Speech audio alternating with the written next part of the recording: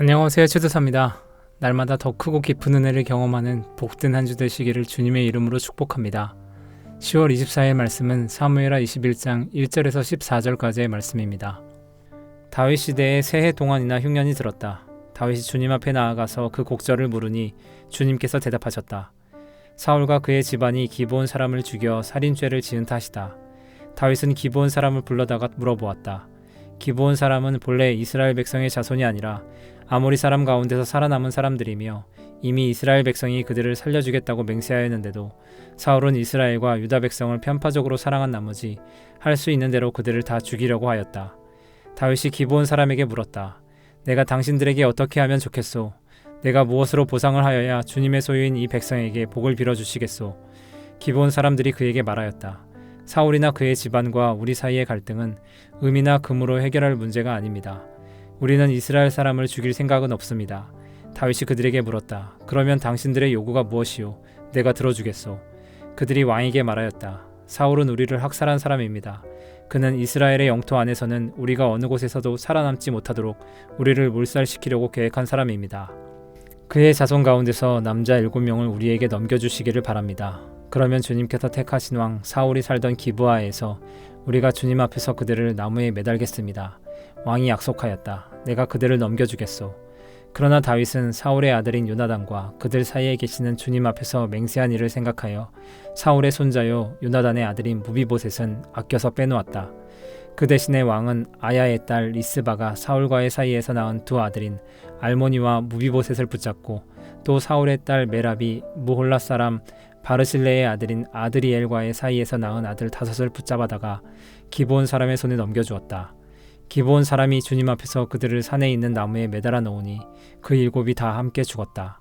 그들이 처형을 받은 것은 곡식을 거두기 시작할 무렵 곧 보리를 거두기 시작할 때였다. 그때에 아야의 딸 리스바가 굵은 배로 만든 천을 가져다가 바윗돌 위에 쳐놓고 그 밑에 앉아서 보리를 거두기 시작할 때로부터 하늘에서 그 주거미로 가을비가 쏟아질 때까지 낮에는 공중의 새가 그 주거미에 내려앉지 못하게 하고 밤에는 들짐승들이 얼씬도 하지 못하게 하였다. 아야의 딸이며 사울의 첩인 리스바가 이렇게 하였다는 소문이 다윗에게 전해지니 다윗이 길르앗의 야베스로 가서 사울의 뼈와 그의 아들 요나단의 뼈를 그 주민에게서 찾아왔다. 블레셋 사람이 길보아 산에서 사울을 죽일 때에 블레셋 사람이 사울과 요나단의 시신을 벳산의 광장에 매달아 두었는데 거기에서 그 시신을 몰래 거두어간 이들이 바로 길르앗의 야베스 주민이다. 다윗이 이렇게 사울의 뼈와 그의 아들 요나단의 뼈를 거기에서 가지고 올라오니 사람들이 나무에 매달아 죽인 다른 사람들의 뼈도 모아서 사울의 뼈와 그의 아들 요나단의 뼈와 함께 베냐민 지파의 땅인 셀라에 있는 사울의 아버지 기스의 무덤에 합장하였다. 사람들이 다윗이 지시한 모든 명령을 따라서 그대로 한 뒤에야 하나님이 그 땅을 돌보아 주시기를 비는 그들의 기도를 들어주셨다.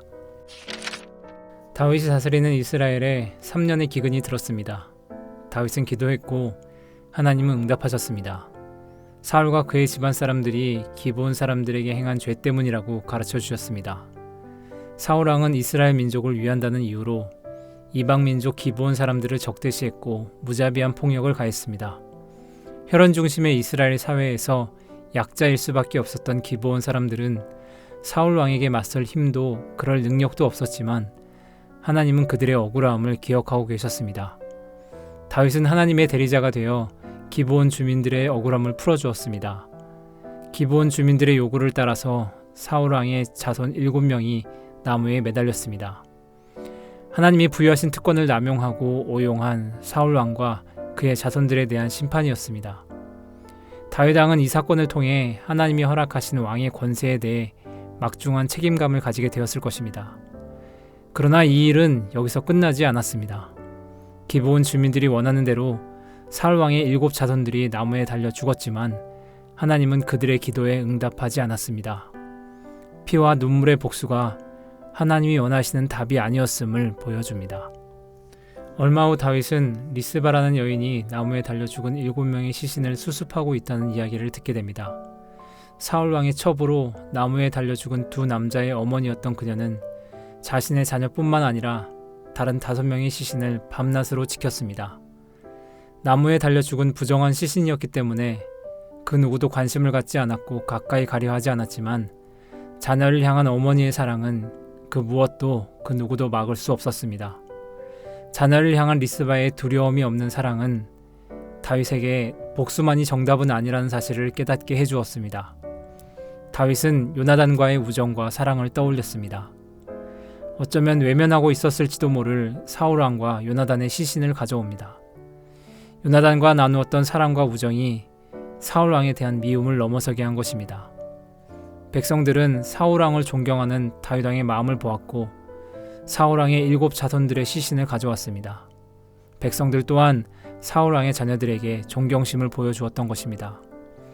하나님께서는 다윗왕과 그의 백성들이 사울왕과 그의 집안 사람들에게 사랑과 존경심을 담아 그들의 시신을 안장해 주었을 때 마침내 그들의 기도를 들어주셨습니다.